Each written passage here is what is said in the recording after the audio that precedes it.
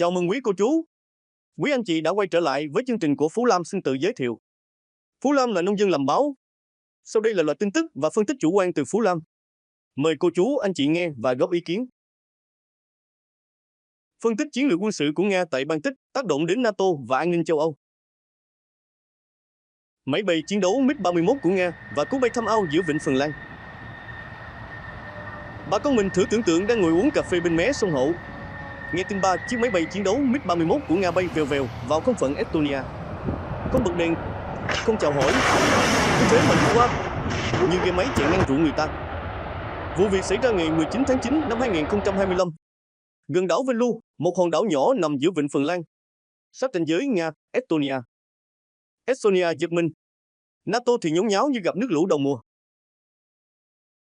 MiG-31 không phải loại máy bay đi dạo, đánh chặn tốc độ cao, có thể mang tên lửa tầm xa, thậm chí đầu đạn hạt nhân. Một khi nó xuất hiện, không ai nghĩ đó là chuyện bay lạc. Giống như con cá lóc to bơi vào ao cá rô, dù không đắp ai thì cũng khiến cả đàn nháo nhào.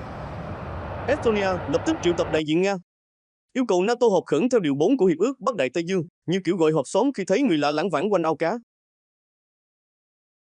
Phản ứng của NATO cũng nhanh như người miền Tây thấy mưa dông kéo tới.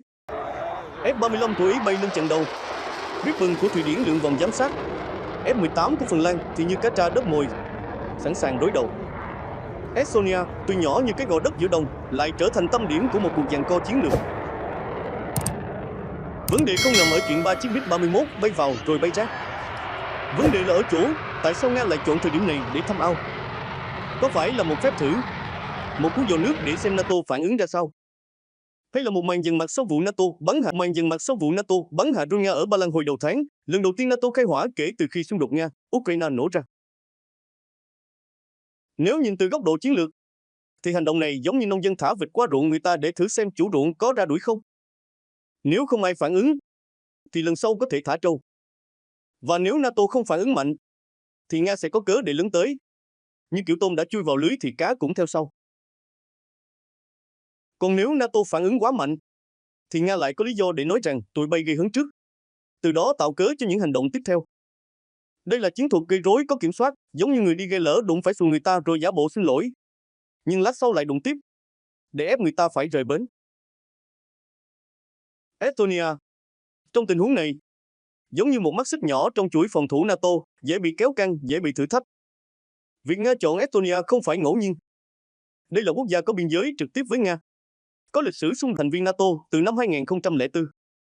Một hành động tại đây sẽ khiến cả liên minh phải chú ý, phải họp bàn, phải ra tuyên bố, dù thực chất chưa có gì xảy ra. Từ góc nhìn chiến lược, hành động của Nga là một bước đi khôn ngoan. Nó không gây thiệt hại, không vi phạm luật quốc tế một cách rõ ràng, nhưng lại khiến NATO phải phản ứng. Nó giống như việc ai đó đi ngang qua sân nhà bạn, không làm gì sai, nhưng đủ để bạn phải ra xem, phải khóa cửa, phải gọi hàng xóm. Và nếu bạn không phản ứng, thì lần sau người ta có thể đi sâu hơn, lâu hơn, thậm chí mang theo thứ gì đó. Trong bối cảnh đó, NATO đang đứng trước một bài toán khó, phản ứng thế nào để vừa thể hiện sức mạnh, vừa tránh leo thang. Nếu phản ứng quá mạnh, sẽ bị coi là gây hấn. Nếu phản ứng quá yếu, sẽ bị xem là nhu nhược. Đây là thế giằng co mà Nga đang cố tạo ra, một thế trận mà mỗi bên đều phải tính toán từng bước đi như người chơi cờ trên mặt nước. Putin với chiến thuật gây rối có kiểm soát, cái bẫy giữa dòng chảy Baltic. Sau cú lội ngược dòng của 3 chiếc MiG-31 vào vùng trời Estonia, giới quan sát quốc tế bắt đầu soi kỹ hơn vào chiến lược quân sự của Nga tại khu vực Baltic.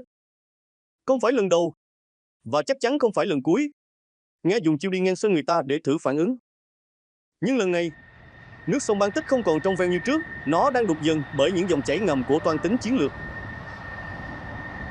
Chiến thuật gây rối có kiểm soát của Nga không khác gì kiểu nông dân thả vịt qua ruộng lúa người ta để xem chủ ruộng có ra đuổi không.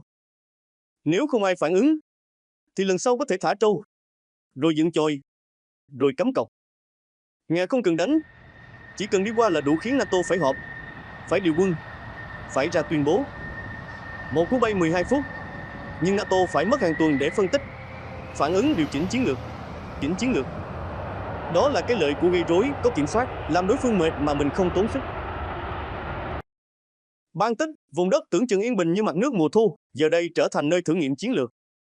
Nga có Kaliningrad, vùng đất nằm giữa Ba Lan và Lithuania, như cái gai giữa lòng NATO. Từ đây, Nga có thể triển khai tên lửa, radar, tàu chiến và cả những chuyến bay thăm ao như vừa rồi. Estonia, Latvia, Lithuania, ba nước nhỏ như ba cái chòi giữa đồng, lại là tuyến đầu của NATO. Một cú xô nhẹ từ Nga cũng đủ làm cả liên minh phải gom rơm trước bão. NATO thì đang trong thế giữ lưới. Không thể để cá chui vào mà không phản ứng, nhưng cũng không thể giật mạnh quá mà rách lưới. Phản ứng vừa đủ, nhưng phải có điều quân vừa đủ, nhưng không được gây hấn.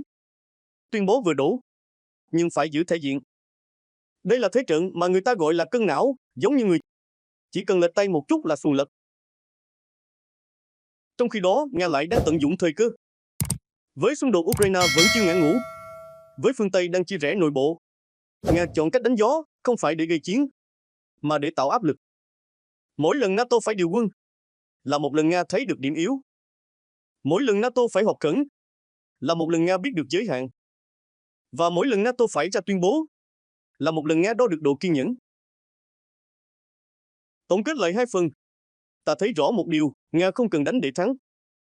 Chỉ cần làm cho NATO phải luôn cảnh giác, luôn tiêu tốn nguồn lực, luôn phải giữ thế phòng thủ. Đó là cách trâu già lực chuồng, không phải để chạy, mà để cho cả đàn phải nhún nháo.